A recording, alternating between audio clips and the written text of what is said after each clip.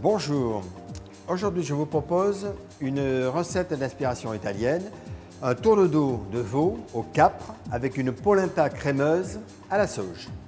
Les ingrédients, nous avons le veau, tourne-dos de veau, avec du thym, avec de la sauge, la polenta, du lait, de la crème, du vinaigre balsamique, des capres, des girolles, un jus de veau ou un fond de veau et de l'huile d'olive.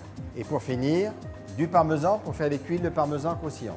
Nous allons faire la polenta. Alors pour la polenta, vous mettez du lait, la crème, mélangez. Vous ajoutez un petit peu de muscade, du sel, un petit peu de poivre, un filet d'huile d'olive. Voilà, vous portez à ébullition. Alors dans le mélange, on va mettre de la sauge émincée très fine. On va ajouter la polenta en pluie fine, polenta de maïs très fine. Voilà, on reprend l'ébullition très vite et on va la cuire 5 minutes en mélangeant sans cesse pour éviter évidemment qu'elle attache. Voilà, ça commence à épaissir. On sent les arômes de la sauge, de la muscade qui sont vraiment très agréables. On arrive au terme de la cuisson. Donc là, vous voyez l'appareil qui a bien épaissi. Et on va attendre 2-3 minutes supplémentaires hors du feu.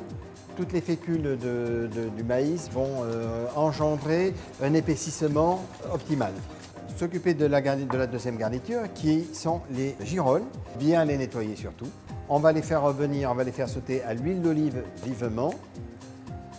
Alors l'huile est fumante, on pose les girolles dessus.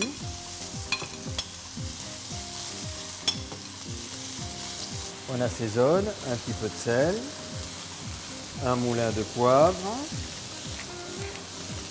Alors les girolles, voilà, sont sautées, sont juste bien saisies, elles n'ont quasiment pas rejeté d'eau. Soit on peut les garder nature, ou soit on peut ajouter une petite herbe comme de la ciboulette par exemple. Moi j'aime bien ajouter un peu de ciboulette. Voilà, vos girolles sont terminées. On les réserve au chaud. On revient sur la polenta, vous voyez qu'il a bien épaissi par rapport à tout à l'heure. La polenta étant terminée, les girolles sont sautées. Maintenant nous allons faire les tuiles de parmesan avec le parmesan que j'ai râpé ultérieurement. Un cercle posé sur votre feuille de papier cuisson, surtout très important. Mettez la valeur d'une cuillère de parmesan que vous tassez bien. Voilà. Voilà. Nous allons les mettre au four à 170 degrés pendant 10 minutes. Alors 10 minutes plus tard, on va sortir les tuiles. Voilà, elles sont impeccables. Les tuiles sont légèrement colorées. On va les laisser refroidir 10 minutes. Ensuite, on les aura bien croustillantes. Alors, la cuisson de la viande, on a le tourne-dos que l'on va assaisonner avec du sel, du poivre.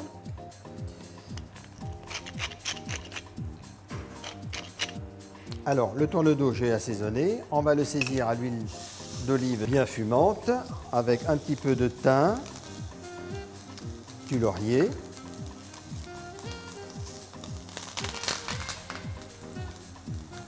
Au bout de 3-4 minutes, on retourne le tourne-dos et on le cuit encore 3-4 minutes de chaque côté.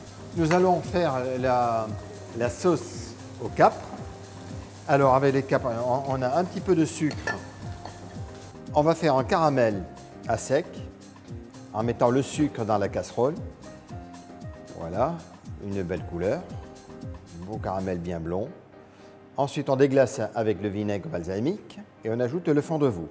Entre-temps, on surveille la cuisson du tourne-dos, une cuisson à cœur. On ajoute les capres et on laisse mijoter quelques instants pour que la capre infuse dans la sauce.